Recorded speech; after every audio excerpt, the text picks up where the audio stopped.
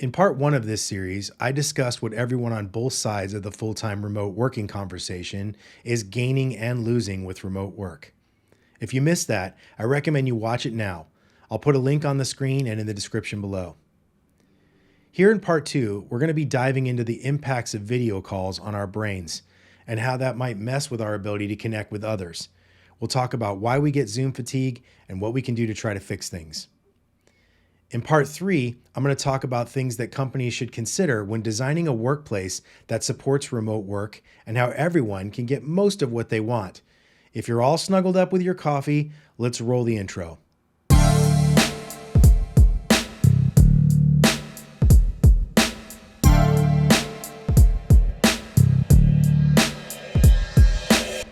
For millions of years, human beings have been the dominant species on Earth because of our ability to form tribes who work together to overcome the struggles that face us. Our ancestors were the ones who banded together. The lone renegades just did not survive to pass their genes on. Life was just too hard to survive alone back then. Through this evolutionary pressure, humans evolved hormones that helped us perceive the presence or absence of trust. Oxytocin helps us feel trusted, loved, and accepted, and helps us lower our guard a bit to trust others. Cortisol, our stress hormone, can make us more wary and less trusting, and if cortisol and oxytocin are present at the same time, cortisol wins. I mean, this makes sense. If I'm feeling trust towards you and then you suddenly pull out a knife and start chasing me around the room, my stress hormone better win or I'm not going to survive. I'm going to revisit the impact of stress on trust in a later video because that is a lesson for leaders about team performance. Now, chemicals don't tell the whole story though. We also have a superpower that allows us to observe and decipher microexpressions on other people's faces and in their body language. These expressions are processed in our limbic system, very close to our brain stem. It happens very quickly, before we can form a thought about it. By the time you're thinking about someone else's emotion, you've probably already had a feeling about it. Microexpressions are very fast and very subtle expressions on the faces and in the body language of those we're speaking with. We know when facial expressions are fake, even when we can't quite explain how we know. Try this with me. Take a look at this video clip that I've used in another one of my videos. Now, I'm not picking on this actor because I know how hard it can be to do this work, but notice this guy right here on the right. Just watch his face. Can you spot the moment when his happiness seems fake? Watch it again. Notice how the clip starts out with genuine laughter, but then there's a moment where the laugh subsides and then everyone seems to be told off camera, okay, keep smiling, right there. Did you spot it? When our eyes catch this expression, our limbic system pattern matches it and draws the conclusion that this is a forced smile. This is even before our conscious mind has labeled it as a forced smile. We tend to distrust or disbelieve a person whose microexpressions are disagreeing with their macroexpressions. Now, photographers know this trick about humans. It's why some of the best pictures you have of your family members are when they are caught mid-laugh, and some of the worst are when people were instructed to say cheese or smile. When we're told to smile, our eyes don't join in on it. When we smile impulsively, our whole face gets involved, and humans can spot the difference without thinking about it. Now, you might be saying, this is all fascinating, Sean, but what does it have to do with video conferencing? I'm getting there. I just needed to explain how automatic and lightning fast this whole trust limbic response is, and that there's nothing we can do to stop it. Our brains do this work for us automatically to keep us safe. Okay, I know you're thinking, so what's the problem? We have our cameras on, we can see everyone's face, and they can see ours. This is way better than a 1990s conference call, right? Problem solved. Well, no. Because the problem is that video conferencing introduces a delay, and I don't just mean because of slow internet. In a study in 2022, participants were measured answering yes or no questions as fast as they could, both locally and remotely. Locally, the average response time was 297 milliseconds. Want to take a guess how long it was over a Zoom call? 976 milliseconds, over 3 times longer. You might be thinking, well, slow internet, duh. That's not it. Zoom, in the case of this study, introduced only 30 to 70 milliseconds of delay. So a large majority, about 600 milliseconds of the extra time that they measured, was neurological, not technological. This is a huge delay by brain standards, and it throws off our conversational pacing. Researchers believe that video conferencing causes us to get out of whack with a sort of internal oscillator we have in our brains that ticks at about 300 milliseconds, meaning that we're in conversation, we usually pass the football of the conversation back and forth with a 300 millisecond pause. This extra delay from video causes people to miss their cue, so to speak. And then we speak over one another, as is hilariously shown in this skit from Tripp and Tyler called A Conference Call in Real Life. What's our best plan of attack for the second quarter? Question What actually. we should do. Go ahead. Oh, well, I think Well, what we should do is it actually really depends on diversify, how you look at it, know, 'cause and the really re- come. Go ahead. Go ahead. I think Given what we- sales, what we we're at really- a I think Let me just say all-time- that. Okay. If you've never heard of these two, I'll put a link to their channel in the description below because their videos are hilarious and so relatable. Now, in person, we get visual clues, again, often micro expressions, that someone else wants to speak, and then we create space for them to talk. But on a video call, we can easily miss these cues. Remember, we often have multiple faces staring at us in our Hollywood Squares view. It takes us an extra second or two just to figure out who's talking before we even look at the correct square. When we do happen to catch the micro expression, the delay can cause our brain to get confused because the expression seems out of context with the conversation. Again, it's only 1 second, but that second is an eternity for our limbic system. Here's an example. Let's say you make a funny comment. Not just a comment that you think is funny, like I feel about most of my jokes, but a really funny comment that others on your call will find funny. Humor is a very vulnerable thing. If I say something and everyone laughs, it brings me closer to the tribe. If people are offended, it will bring me further from the tribe. So in the time after we crack a joke, our brain is sitting on the edge of its seat, so to speak. And this 976 millisecond delay is long enough that our limbic system registers a little alert that we may have offended people. This triggers a little stress cortisol. After what, to your brain, seems like an eternity, people do laugh at your joke, sending a quick wave of relief and oxytocin and maybe a hit of dopamine, our feel-good hormone.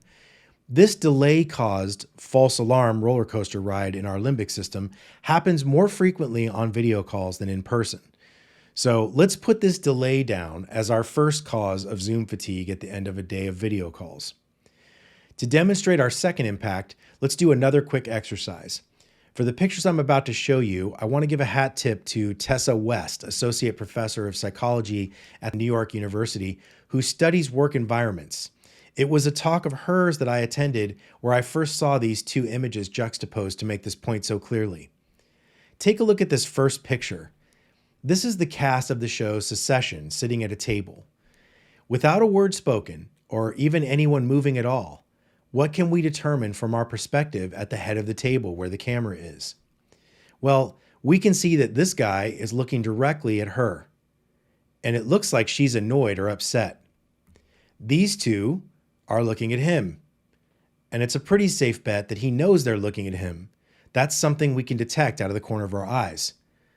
We can also notice from our seat at the end of the table that these two are looking at each other, but not the other four. They seem to be communicating with each other through facial expression alone. Now, here's the same cast on a Zoom call. Everyone's on camera. Now tell me, who is looking at whom? Do any of these participants know when they're being looked at? This guy, who's looking down and to his left, doesn't help us figure out who he's looking at because we don't know who is in the lower left corner of his screen. On a video call, everybody could be looking at you, or no one could be looking at you. You don't know, even if everyone has their cameras on. So video calls introduce an on-stage or off-stage anxiety for our limbic system. Boy, that part of the brain is getting a real workout, isn't it? Our peripheral vision can't help us determine when we're being looked at like it can in a conference room. Many of us think everyone is watching us all the time while we're on a video call, and that raises a little more anxiety in our limbic system. For some people, it's a lot of anxiety, which causes them to turn their cameras off. So this is our second cause of Zoom fatigue, the onstage or offstage problem. But let's be real for a second. Most of our video calls look like this, right? A lot of people have their cameras off these days. I've taught nearly 100 classes over the past 3 years and attended a ton of remote meetings at a variety of companies, and more people are leaving their cameras off. I'd estimate that at least 50 to 70% of people have cameras off now during most or all of their meetings. At one company I worked with, nearly 100% of employees had cameras off during meetings. It was just an unspoken part of their company culture. No one leader told people to turn their cameras off, but I'm guessing a few leaders started the trend and employees just followed suit, no pun intended. Any guesses on what the company's top cultural issue is? Well, if you had low employee engagement on your company culture bingo card, you can mark it off. Now, this segues nicely to our third cause of Zoom fatigue. We can't effectively use our senses. If this woman here was dialing into your meeting, just take a look at the information you'd be missing. Look at her body language, and then a fake smile, and then she says words we probably want to hear, but not what she's really thinking. Related to this, another piece of information we need for our trust or don't trust superpower is real eye contact. In order for me to appear to be looking at you, this would be my view. For us both to appear to be looking at each other's eyes, neither of us would be capable of doing it because we'd be staring at our cameras instead. If we both really looked at each other's eyes, we'd appear to be looking slightly down from the camera. So we see each other's eyes, but we're not looking into them while we do so. That doesn't help our limbic system in the slightest. If I had you all in a room right now, I'd demonstrate the point by having you look into the eyes of the person sitting next to you for a minute. If you've ever done that, you know it's different communication. We tend to distrust people who won't look us in the eye and trust people who do. It's why in TV and movies, you'll hear one character say to another, "Look at me," before they say something important to them. Look at me. Look at me. Look at me. Look at me. Look at me. Look at me. Look at me. Look at me. Look at me. Look at me. Look at me. Look at me. Look at me. Don't touch your tie. Look at me. No way, look at me. Look at me. Look at me. I mean, look at me. Look at me. Hey, look at me. Props to the Screen Junkies YouTube channel for that clip, which is, by the way, a full 2.5 minutes of "look at me," in case you thought I was kidding. I'll link to the full clip in the description below. There's a new product from Elgato called the Prompter, which might help with this. It puts our cameras behind a piece of one-way mirrored glass, which is angled to reflect a display below. This means we could put our Zoom call on that monitor and then stare directly into the eyes of the person we're talking to because their eyes are in front of our camera. Here you can see the difference in a short video they made on their website.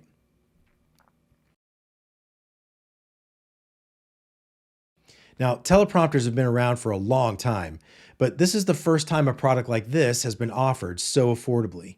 I won't usually be doing product reviews on this channel, but this may call for an exception.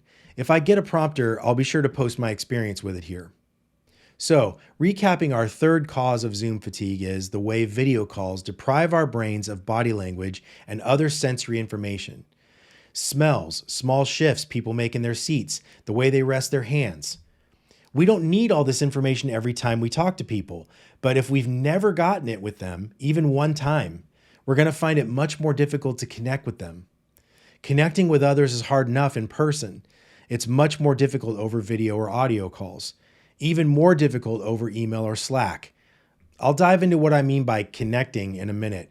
Let's get through the last two causes of Zoom fatigue. The fourth cause is our self-consciousness, prompted by being able to see our own faces. Our own human inability to avoid looking at ourselves.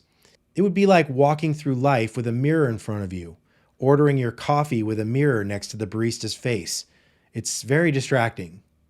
And don't leave me a comment that says, "It's just you, Sean, you're lying." I've pulled this across many people. It's a rare human being who can avoid looking in the mirror when it's right in front of them. So you're staring at yourself while others are talking and you're thinking, "Is that a hair coming out of my nose? Oh my God, it's a pimple. How long has that been there?" The fifth and final Zoom fatigue cause is chat. My God, Just what we all needed, another stream of information for our brains that is even further delayed from the live context in the virtual room.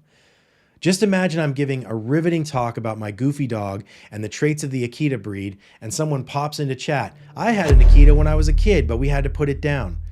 Off we go. Everyone in class is now posting replies like, "Oh, I'm sorry to hear that, and my brother has one," and everyone is now completely focused on the chat conversation and not on the information I'm trying to provide.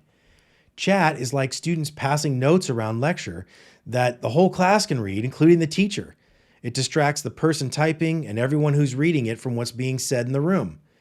Just look at this girl here who is distracted by the note passing and hasn't heard a word the teacher is saying. We simply cannot listen to understand while our mind is reading text. These spoken words are just gone, like the dozen dashed lines we pass on the freeway as we're texting at 60 miles an hour. Please don't text while you drive. To summarize, there are 5 causes of Zoom fatigue. 1. Microexpressions are out of sync with the context of the conversation because of delays introduced by our brains during remote calls. 2. Stage anxiety. We never know when we're being looked at or who is looking at who. 3. We can't effectively use our senses, especially when cameras are off. We don't have genuine eye contact and can't see hand gestures and shifting in seats and a variety of other body language. Even vision and hearing, the 2 senses we can use, are often hampered by the technology. 4. We're distracted by our own face. This causes us to miss the micro-expressions that are available to us from others and sometimes even lose focus on what they're saying. And finally, chat works against our ability to focus on the topic at hand. These 5 neurological impacts during video calls are making our brains work much harder to accomplish a fraction of the communication we'd be having in person. All of this makes us suffer Zoom fatigue at the end of a day, which makes us hate video meetings even more, which makes us tune out during them, which makes them worse, and the cycle repeats. I mentioned that these impacts get in the way of us connecting. Let's circle back and define what I mean by connecting. We tend to think of trust as a single thing. I either trust you or I don't. But the truth is more nuanced than that. There are 3 kinds of trust that we can have in others. 1, consistency. Can I predict your behaviors and actions? 2, credibility. Do I trust your expertise and integrity, and do I find you reliable? 3, vulnerability. Do I feel safe enough in your presence to tell you I don't know the answer, or I don't know what to do, or I'm sorry because I screwed up? Do I feel safe enough to tell you that your idea won't work and isn't a good one? You see, the first 2 kinds of trust we can get virtually, but this last type of trust, vulnerability, is the one that leads to connection, and it's much more difficult to get over video. You've probably heard of this as psychological safety. If I don't have that with you as you discuss your ideas, I'm going to hold back and say nothing right when you most need to hear what I have to say. That means the team may end up with the wrong solution to our problem. And too often, we confuse silence with agreement when it's quite the opposite. Patrick Lencioni, the author of the book The 5 Dysfunctions of a Team, once said, "The most dysfunctional teams I've ever worked with never argued." Can you relate to that? I sure can. Again, silence isn't agreement. And in order for there to be safety to break the silence, we have to trust one another. How many video calls have you been on where the cameras were off and the silence was deafening? This silence happens more in remote calls because, for one thing, everyone is usually muted. If cameras are off, people could be responding to Slack messages or reading email for all we know. They don't break the silence because they're too distracted from multitasking to even notice it. Whether we want it or not, and whether it serves us in our high-tech world or not, we all have these instinctual behaviors in us. They were passed to us genetically, not behaviorally. And just because a pandemic forced us all to Zoom with each other from our own caves doesn't mean we're suddenly going to be able to ignore millions of years of social and neurological evolution. So now, let's get to what we can do to make video calls more successful. Note that these things will not get us past the strained connection part. Only in-person contact can do that effectively, and we'll get to that. But that doesn't mean we can't make our remote time as painless as possible. So here are some tips. 1, set up team agreements about the way the team will behave online. They can include guidance about multitasking, participation, camera use, and availability.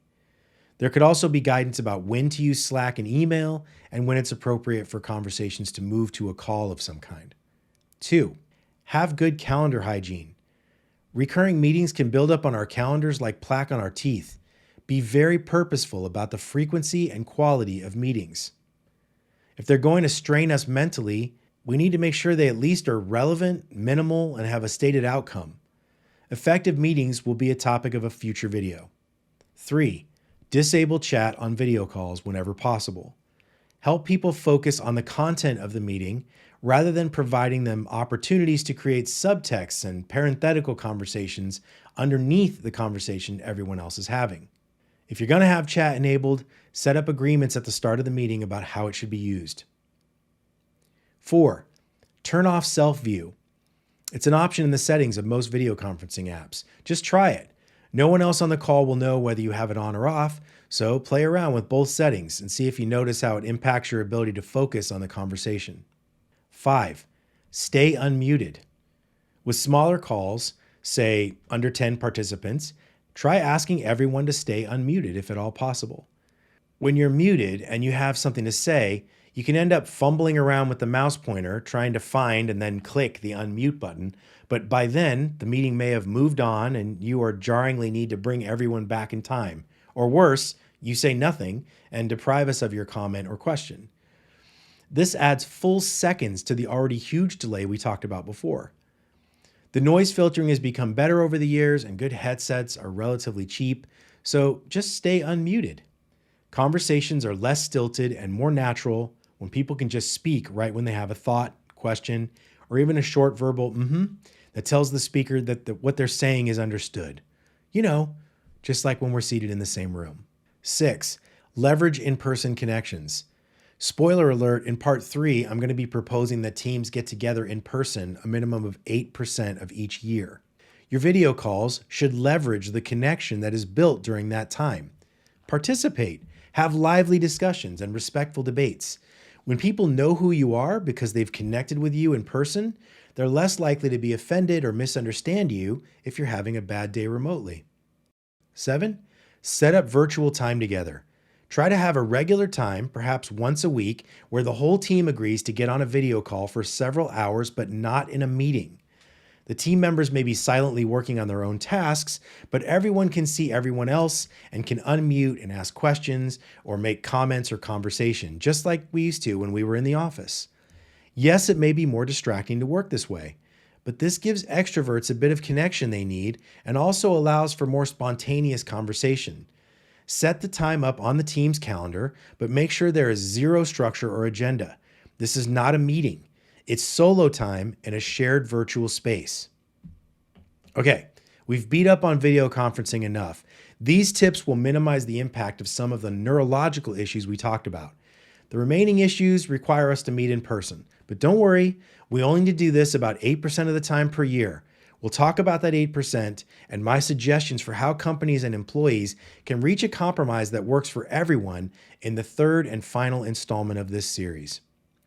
If you found this video helpful, forward it to your leader from an anonymous email account, and be sure to like and subscribe to get notified when part 3 comes out, along with much more content like it in your feed. Thanks for watching.